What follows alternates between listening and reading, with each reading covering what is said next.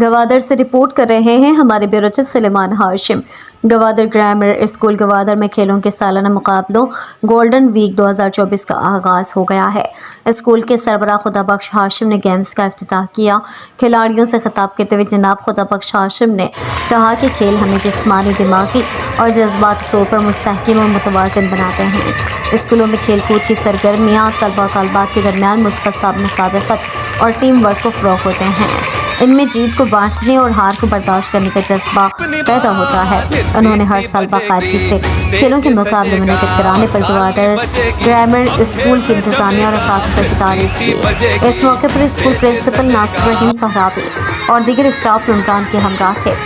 آج یعنی پیر کو گیمز کے پہلے دن مختلف سیکنڈری اور مڈل کلاسز کے درمیان فٹ بال، کرکٹ، رسہ کشی، اسکریبل، شطرنج، میوزک چیئر، برج بال اور دیگر گیمز کے مقابلے ہوئے۔ مونٹیسری، نرسری، پریپ سمیت پرائمری کلاسز کے بچوں نے بھی مختلف تفریحی اور جسمانی گیمز اور مقابلوں میں حصہ لیا۔ کھیلوں کے مقابلے اختتام ہفتہ تک جاری رہیں گے۔